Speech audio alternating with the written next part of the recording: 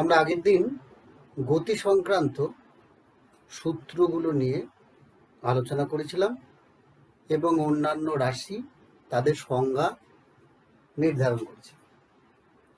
আজকে আমি কিছু ফিজিক্সের প্রবলেম দেব, যে প্রবলেম থেকে আমাদের গতি সংক্রান্ত কনসেপ্ট ক্লিয়ার হবে। এখন ফিজিক্সের যে কোনো প্রবলেম সমাধান করার সময় একটা কথা মনে রাখতে হবে যে প্রবলেমটা খুব সহজভাবে ভাবব। গতি সংক্রান্ত যেহেতু মেকানিক্সের অঙ্কে বা গতিবিদ্যার অঙ্কের সব থেকে বড় সুবিধা যেটা, বেশিরভাগ অংশ এখানে বলা থাকে। কিরকম বলা থাকে না, বাইরে থেকে কিছু ধার করে আনতে হবে না, আমার প্রশ্নের মধ্যেই সমস্ত কিছু দেওয়া থাকবে ম্যাক্সিমাম ক্ষেত্রে। যেমন ধরা যাক আমি এখন একটা সমস্যা বলছি, যে সমস্যাটা এ train starts from station A and the acceleration is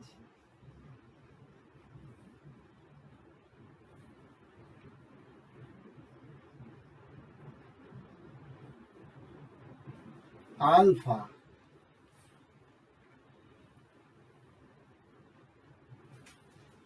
and maximum velocity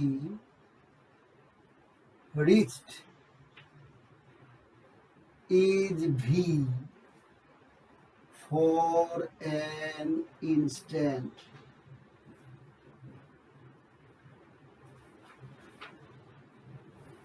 Then retarded at beta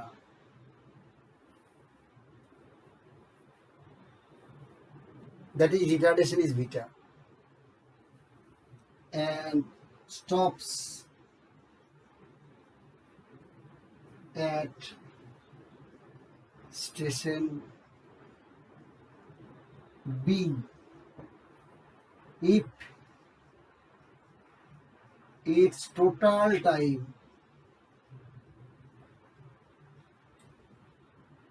elapsed is t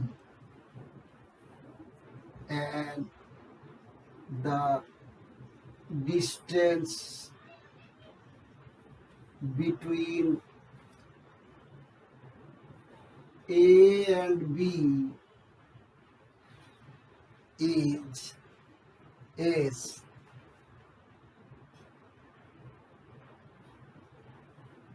Find S in terms of alpha, beta, t, etc. Find its velocity v in terms of alpha, beta.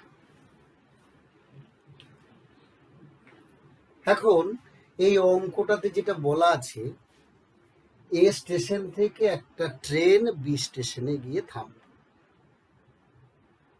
প্রথমে alpha ত্বরণে যাচ্ছিল, acceleration alpha, তারপরে beta মন্দনে সে গিয়ে থামে বিতে। এখন এই অঙ্কের যেহেতু একটা স্টেশন থেকে আরেকটা স্টেশনে ট্রেন যাচ্ছে, প্রথমেই মাথায় যেটা আমাদের আনতে হবে যে ট্রেন একটা স্টেশনে দাঁড়িয়ে থেকে শুরু করে, অর্থাৎ এ স্টেশনে ওর ইনিশিয়াল ভেলোসিটি ছিল ইউ ইকুয়াল টু 0। আবার বিতে যখন পৌঁছাবে, স্টেশনে গিয়ে ট্রেনটা থামবে, তাহলে সেখানেও তার ভেলোসিটি হবে 0, অর্থাৎ ইনিশিয়াল ভেলোসিটি আর একেবারে ফাইনাল দু জায়গাতেই 0। তাহলে মাঝে একটা জায়গা আছে যেখানে ট্রেনটা সর্বোচ্চ গতি লাভ করে, সেটা কত বলেছি? ভি। এটা ছিল আলফা, এটা ছিল বিটা, আর মোট টাইম লেগেছে টি। তাহলে এই সমস্যাটা আমরা কিভাবে দেখব?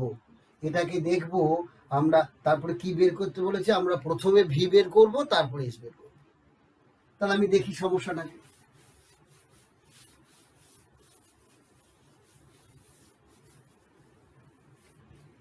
এই সমস্যাটা আমি প্রথমে করব এইভাবে যে, সমস্যাটা করার সময় আমরা প্রথমে এর একটা গ্রাফ আঁকবো, লেখচিত্র আঁকবো।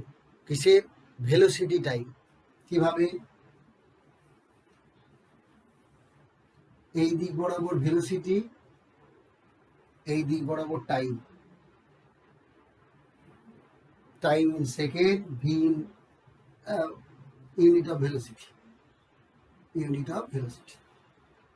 তাহলে প্রথমে ভেলোসিটি কত ছিল? Equal to 0। তাহলে এই অঙ্কটায় আমি দুটো পার্ট পাবো। টিটাকে আমরা দুটো ভাগে ভাগ করব। কিরকম? না, প্রথমে বললাম এ আলফা সমতরণে গেল, তারপর পৌঁছালো ভিতে, তারপরে সে বিটা মন্দনে নামলো, তখন তার, তাহলে এখান থেকে এই টাইমটা গোটা হলো টি। এই অ্যাক্সেলারেশন কত ছিল? আলফা। এই ডি অ্যাক্সেলারেশন কত ছিল? বিটা। এখন আমরা এইটাকে দুটো ভাগে ভাগ করলাম।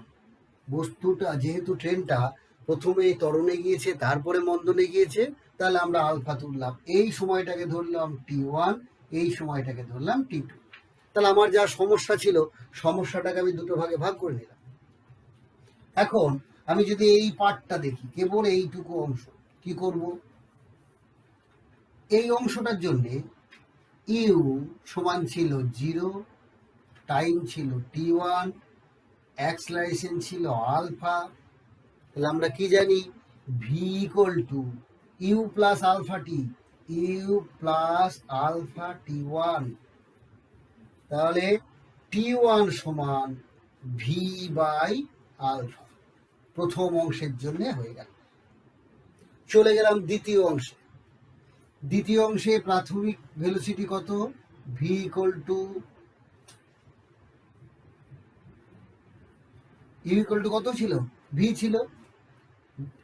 ডি অ্যাক্সেলারেশন কত ছিল? বিটা। তাহলে আমরা জানি ফাইনাল ভেলোসিটি হচ্ছে কত? 0। তাহলে আমরা এখান থেকে পাচ্ছি V equal two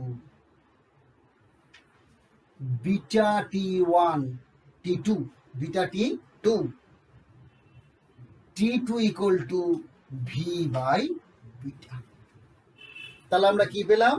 T1 equal to V by alpha, T2 equal to V by beta. দুটো টাইম পেয়ে গেলাম। এখন আমরা এখান থেকে কি করব? টোটাল টাইম কত? টি। তাহলে টি সমান কত হয়ে গেল? টি সমান হয়ে গেল V1 by alpha plus V by beta. তাহলে টি ইকুয়াল টু আমরা লিখতে পারি ভি কমন নিয়ে 1 by alpha plus 1 by beta. লেখা কমপ্লিট। তাহলে এখান থেকে আমরা বলতে পারি V equal to alpha beta by alpha plus beta. এটাকে যোগ করলাম, beta plus alpha by alpha beta, cross multiplication করলাম, এইটা হয়ে গেল V alpha beta into T. এটাকে আমরা এখানে করে দেখতেও পারি। আমাদের যদি মনে হয় যে আমাদের একটা করে দেখার দরকার, তাহলে এটা মুছলাম, এটা মুছে আমরা এখানটা করি। কত পেয়েছিলাম? টি সমান V into 1 by alpha beta common গেল, আলফা প্লাস বিটা হলো। এবার মাল্টিপ্লাই করলাম, তাহলে আলফা বিটা ইন্টু টি সমান হয়ে গেল v into alpha plus beta. তাহলে আমরা পেলাম ভি ইকুয়াল টু কত পেলাম? Alpha beta by alpha plus beta into t. কিন্তু আমরা জানি ভি সমান কত, ইউ যদি 0 থাকে ভি সমান হয় কত, এটি। ভি সমান যদি এটি হয় তাহলে আমরা এখানে কি লিখতে পারি, ভি ইকুয়াল টু এটি, আর এখানে পেয়েছি v equal to alpha beta by alpha plus beta into t. এখন আমরা এই 1 নম্বর আর 2 নম্বরকে কম্পেয়ার করলাম, তাহলে আমরা বলতে পারি টোটাল এই স্টেশন থেকে এই স্টেশনে তার অ্যাক্সেলারেশনের value alpha beta by alpha plus beta. তাহলে আমরা লিখতে পারি a equal to alpha beta by alpha plus beta. তাহলে এস ইকুয়াল টু কত হবে, এস ইকুয়াল টু হাফ এর d square, half into alpha beta by alpha plus beta into t square. এইটা হয়ে গেল এসের ভ্যালু, অর্থাৎ 1 নম্বরের উত্তর। আর ভি হয়ে গেল alpha beta by alpha plus beta into t, এটা হয়ে গেল 1 নম্বর উত্তর। তাহলে আমরা কম্পেয়ার করে খুব সহজে অঙ্কটা করতে পারলাম। এছাড়াও আর একটা রকম ভাবে করা যায়, কিভাবে, V square equal to 2s যদি আমরা ইউজ করি, V square equal to 2s, সেখান থেকে আমরা বের করতে পারবো কিভাবে পেলাম এই ইকুয়েশনটা। তাহলে প্রথম এই অঙ্কটা আমরা খুব সহজেই করতে পারলাম। আচ্ছা, তাহলে এই অঙ্কটা যদি বোঝা যায়, আমি এবার পরে আর একটা অঙ্ক দেখাচ্ছি,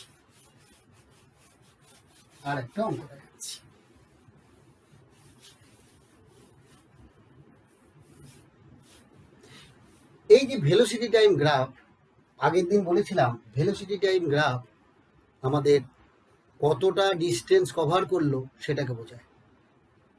এখন অ্যাক্সেলারেশন টাইম গ্রাফ কি বোঝায়, একটা জিনিস মনে রাখার দরকার, যখন আমরা কোনো গ্রাফটা নিই তার এরিয়া মানে কিন্তু তাদের প্রোডাক্ট, এরিয়া মানে যাদের এগেনস্টে টানছি তাদের প্রোডাক্ট। কিরকম ব্যাপারটা, ভি আর টি গ্রাফ, তাহলে ভিটি, ভি আর টি এর প্রোডাক্ট, ভিটি মানে কি ডিস্টেন্স। তেমনি যদি অ্যাক্সেলারেশন টাইম, এদিকে অ্যাক্সেলারেশন এদিকে টাইম, ধরা যাক কেউ কনস্ট্যান্ট অ্যাক্সেলারেশনে যাচ্ছে, তাহলে এ অ্যাক্সেলারেশন ছিল কনস্ট্যান্ট, টি ছিল টাইম, তাহলে এই যে এরিয়া এটি, এইটা ছিল এটি। কিন্তু আমরা ফর্মুলা জানি ভি সমান ইউ প্লাস এটি,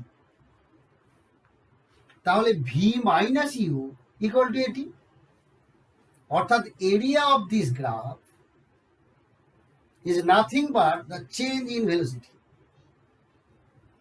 অর্থাৎ অ্যাক্সেলারেশন টাইম গ্রাফ কি বোঝায়, acceleration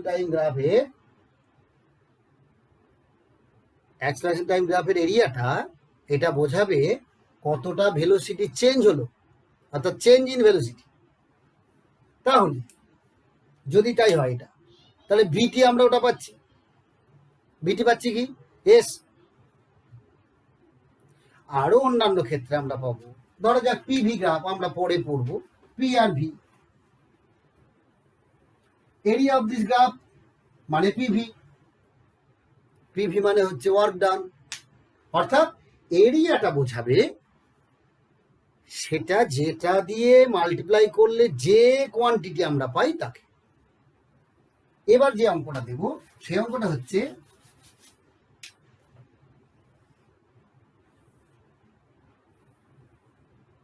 suppose this is 30 metre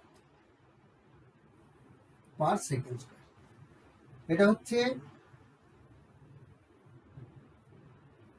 acceleration of a particle at t equal to 0. At t equal to 11, what is the change in velocity? At t equal to 0, a particle is moving with acceleration 30 and the graph is shown below.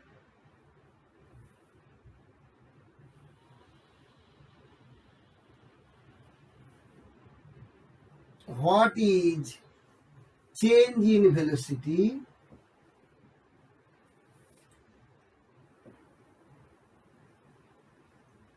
after 11 seconds. First of all একদম প্রথমে এটা কিসে আছে? Acceleration আছে। কেন acceleration আছে? এইটা দেখে মনে হতে পারে যে এটা তো কমছে। আসলে এই যে উপর দিকটা পজিটিভ, এ পজিটিভ মিনস অ্যাক্সেলারেশন, এ নেগেটিভ মিনস রিটার্ডেশন। অর্থাৎ যদি এইটা এর পরে এই দিকে বেরিয়ে আসতো তাহলে এই অংশটা থাকতো রিটার্ডেড মুভমেন্ট, কিন্তু এইটা সম্পূর্ণ অ্যাক্সেলারেশন আছে। কিন্তু কেমন অ্যাক্সেলারেশন? না, অ্যাক্সেলারেশনটা তার কমছে। অর্থাৎ এই অ্যাক্সেলারেশনটা কনস্ট্যান্ট নয়। আমরা আগে পেয়েছিলাম কনস্ট্যান্ট অ্যাক্সেলারেশন। এখন এই অ্যাক্সেলারেশন যদি এর হয়ে থাকে তাহলে আমি বললাম চেঞ্জ ইন ভেলোসিটি মানে কি? চেঞ্জ ইন ভেলোসিটি মানে হচ্ছে area of the acceleration time graph. তাহলে এর এরিয়া কত? এটা হচ্ছে একটা ট্রায়াঙ্গেল, এটা 0, এটা এ, এটা B. Area of OAB equal to half into 30 meter per second square, 30 into t equal to 11 equal to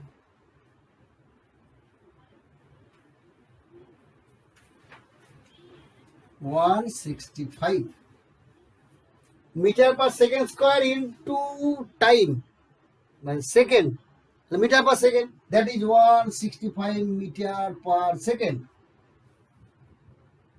Change in velocity equal to 165 meter per second. Now, if we consider the initial velocity of the particle, that is what? 0. Then what is the velocity after 165 seconds? After 11 seconds? The velocity of the particle, if u was 0, then delta v equal to 165. But we know delta v means, মানে delta v মানে হলো v minus u equal to 165. u equal to 0, v equal to 165 meter per second. অর্থাৎ primary velocity যদি তার 0 থেকে থাকে তাহলে তার ভেলোসিটি হবে 165. But if primary velocity is just consider 15 meter per second, then we should write, if the primary velocity is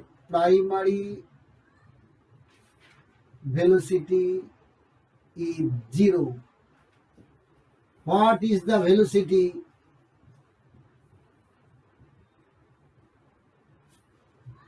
after 11 seconds? This is the answer. Now B, if the primary velocity is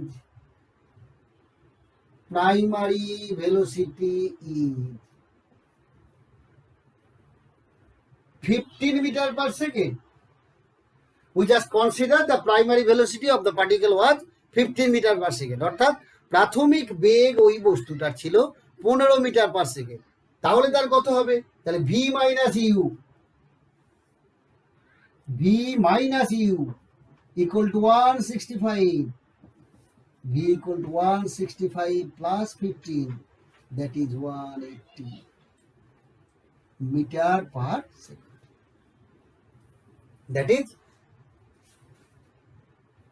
if the initial velocity is 15, the final velocity is 180 meter per second, and if the initial velocity is 15 meter per second, 180, and if it was 0, it was at rest, then this will be the answer.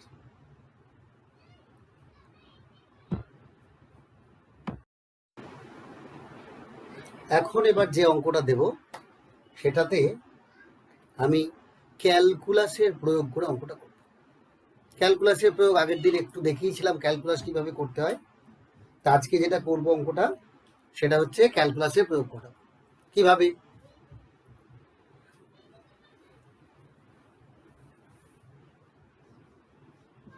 A particle starts from rest. A particle starts from rest. A particle starts from rest. And its acceleration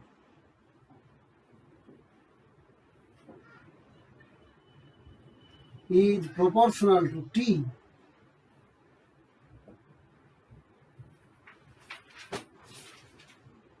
Proportional to t.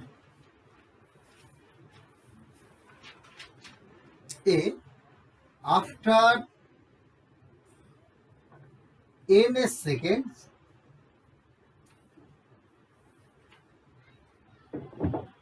what is the velocity of the particle? B, what is the distance covered by the particle at the same time?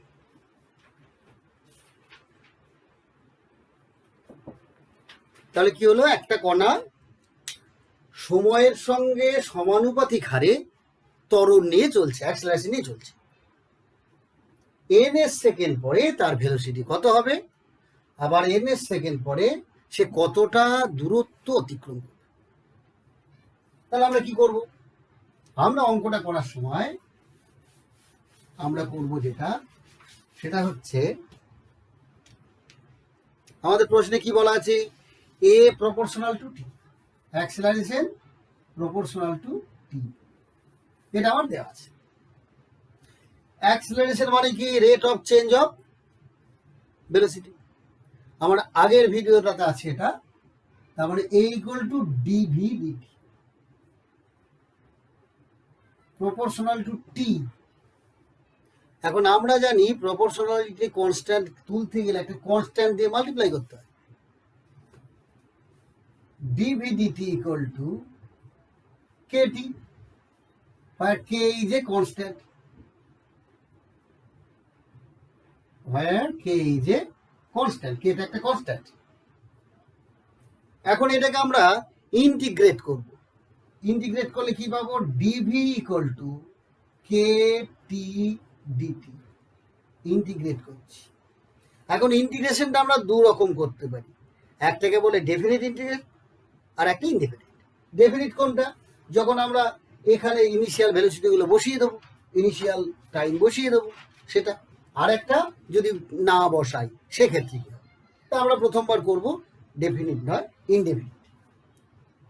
এইটা হলো DV, এটা হয় V equal to কে। এর ফর্মুলাটা আমি এখানে লিখে দিচ্ছি, X to the power N DX equal to x to the power n plus 1 by n plus 1 plus c। এই সিটাকে বলা হয় কনস্ট্যান্ট, যেহেতু ইনডিফিনিট ইন্টিগ্রেশন সেই জন্য এখানে একটা কনস্ট্যান্ট বসাতে হয়, কারণ ইন্টিগ্রেশনের যে আমাদের অ্যাব ইনিশিও অর্থাৎ ওর যে রুল, সেই রুল অনুযায়ী একে ডিফারেন্সিয়েট করলে এইটা আসবে। এখন এর ডিফারেন্সিয়েশন যেহেতু জিরো, তাহলে এটা থাকলেও যা দেবে, এটা না থাকলেও তাই দেবে। সুতরাং এই কনস্ট্যান্টটা আমাদের বসাতে হয়। এটা ক্যালকুলাসে অঙ্কে যখন করা যাবে তখন আরো ভালো করা যাবে। আমি ফর্মুলাটা লিখে দিলাম যাতে সুবিধা হয়। তাহলে ভি ইকুয়াল টু কত, কে এন প্লাস ওয়ান বলেছি, টি এর মাথায় এখন ওয়ান আছে, then it is t to the power one plus one by one plus one plus constant c, that is v equal to k t square by two, that is half k t square plus c. এখন কি বলা হয়েছে, যে initial velocity was zero. Initial velocity zero means at t equal to 0,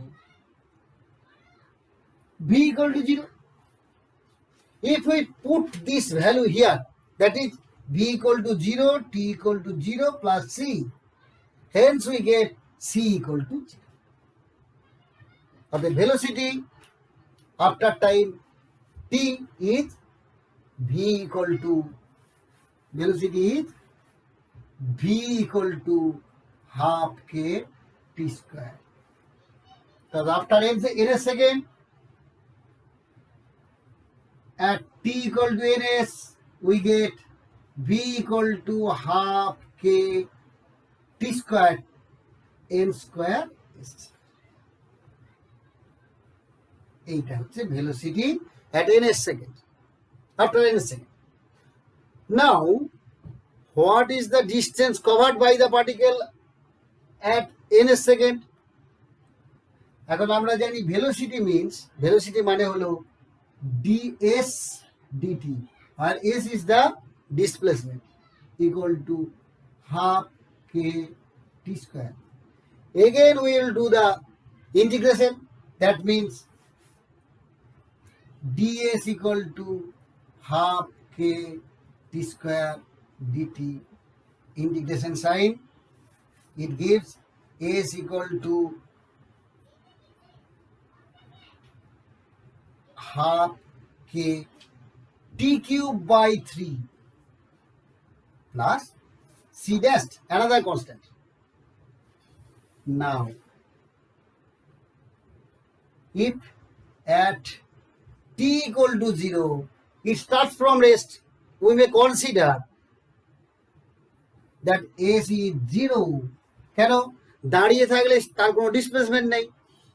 এইটাই ফিজিক্সের অঙ্কে বাইরে থেকে কিছু আনতে হয় না, বাইরে থেকে আনলাম না, কি করলাম, সে দাঁড়িয়ে আছে মানে displacement 0, the distance covered by the particle is 0, that means s equal to 0 at t equal to 0. Hence we get 0 equal to c dash. Well, what is the expression for s? The expression for s is s equal to 1/6 kt cube and c dash equal to 0. Now for ns we will write s equal to 1/6 k ns cube. তাহলে কি দাঁড়ালো? 1/6 k n cube s cube, distance covered by the particle at that instant. তাহলে আমরা আরেকটা জিনিস পেলাম, কি পেলাম না, যদি কোনো বস্তুকণা সমতরণ এতে যায় তাহলে সেই বস্তুকণা ns সেকেন্ডে কতটা দূরত্ব অতিক্রম করবে বা ns সেকেন্ডে তার ভেলোসিটি কত হবে, এটাও আমরা খুব সুন্দরভাবে বের করতে পারি।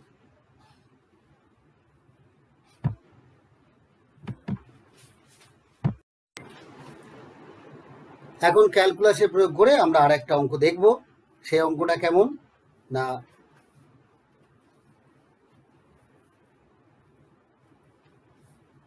the relation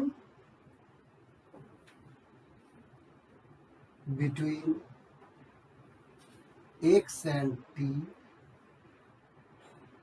for a particle is given below.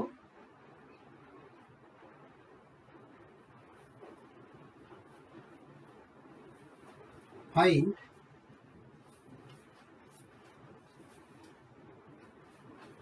given below x equal to 4 plus 60 plus 70 square. Find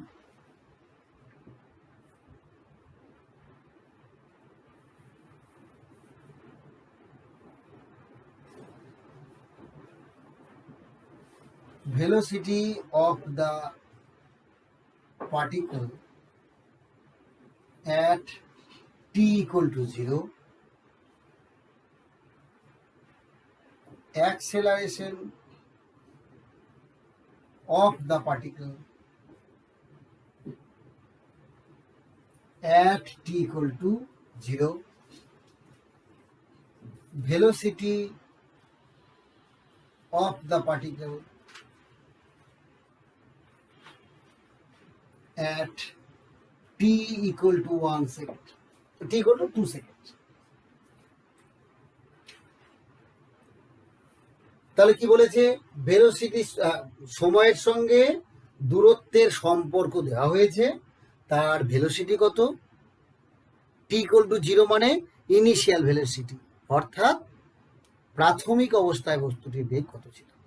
তারপরেরটা কি, প্রাথমিক অবস্থায় তার ত্বরণ কত ছিল, যদি থাকে ত্বরণ, আর প্রাথমিক অবস্থায় 2 সেকেন্ড সময়ে তার বেগ কত, আর একটা বের করতে পারি কি, 2 সেকেন্ড সময়ে তার অ্যাক্সিলারেশন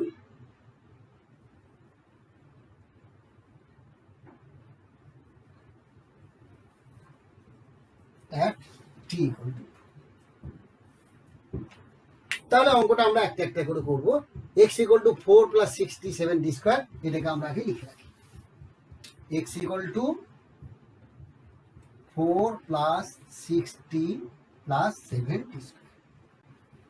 এখন আমরা জানি ভেলোসিটি মানে কি, dx dt, dx dt, ddt of 4 plus 60 plus 70 square. এর ক্ষেত্রে কি হয়, ফর্মুলাটা dd x of x to the power n, মানে হলো এই nটা বাইরে আসবে আর এই এক্সটার মাথায় n মাইনাস 1, এটা হলো ডিফারেন্সিয়েশনের ফর্ম। তাহলে এর ক্ষেত্রে কত হবে, 4, তার মানে এ তো নেই, টি এর মাথায় 0 আছে, তাহলে বাঁ দিকে 0 চলে আসবে, এটা তো টি টু দি পাওয়ার 0, বাঁ দিকে 0 চলে আসে মানে কনস্ট্যান্টের ডিফারেন্সিয়েশন 0, প্লাস এ ডিফারেন্সিয়েশন করলে 60, তাহলে 6 প্লাস কত হবে 14, 7 × 2, 7 2 14 টি। এখন কি বলেছি, velocity at T equal to 0, তাহলে এইটা হচ্ছে ভেলোসিটি অ্যাট এনি ইনস্ট্যান্ট, যে কোনো টাইমে। তাহলে টি 0 বসালে কত পাবো velocity, v equal to 6 plus 14 into 0, that is 6। তাহলে velocity of the particle at t equal to 0 কত বেরোলো, 6 মিটার পার সেকেন্ড, যদি ওই এক্স টি ওইগুলো এক্সটা মিটারে আর টিটা সেকেন্ডে থাকে। তাহলে velocity of the particle at t equal to 0 হয়ে গেল। অ্যাক্সিলারেশন অফ দ্য পার্টিকেল, তাহলে এই যে ইকুয়েশনটা, এই ইকুয়েশনে ভেলোসিটি পেয়েছি, তাহলে t equal to 0 তে অ্যাক্সিলারেশন বের করব, dv dt ইকুয়াল টু কত, a ddt, dv dt equal to কত, ddt of 6 plus 14t, তাহলে কত পেলাম,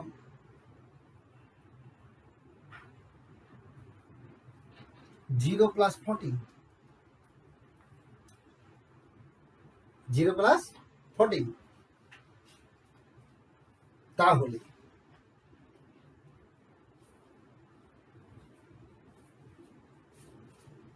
acceleration of the particle at t equal to 0 কত, dv dt equal to 14, তাহলে dv dt equal to 14 means acceleration equal to 14, acceleration equal to কত পেলাম 14, কখন, at t equal to 0। এবার velocity at t equal to 2, দেখা যাক velocity expression কোনটা, এইটা, তাহলে at t equal to 2, v equal to কত পেলাম, 6 plus 14 into 2, that means 6 plus 28, that is equal to 34। আর acceleration at t equal to 2, t equal to 2, 14 metre per second square. কেন, acceleration T নেই এখানে, independent of টি, তাহলে কত পেলাম 14 metre per second square, অর্থাৎ এর অ্যাক্সিলারেশনটা কনস্ট্যান্ট, এর অ্যাক্সিলারেশনটা কনস্ট্যান্ট। এইবার ধরা যাক যে আমি ক্যালকুলাসের ব্যবহার খুব একটা ভালো জানি না, কিন্তু এই রকম একটা ইকুয়েশন আছে যার হাইয়েস্ট এক্স এর হাইয়েস্ট টি এর হাইয়েস্ট পাওয়ার হলো 2, তাহলে কি করব, এই অঙ্কটাকে এইরকম লিখবো, x equal to x0 plus এইটা u t plus half a t square. Just compare this, তাহলে কি পেয়ে যাও? ইনিশিয়াল ভ্যালুসিটি পেয়ে যাও। কম্পেয়ার করলাম, ইনিশিয়াল ভ্যালুসিটি কত হলো? 6 ইউটি প্লাস হাফ টি স্কোয়ার, তাহলে ইউ হলো 6, ইনিশিয়াল ভ্যালুসিটি কত বেরিয়েছিল? 6। Second part, half a t square, that is half a equal to 7, a equal to 24.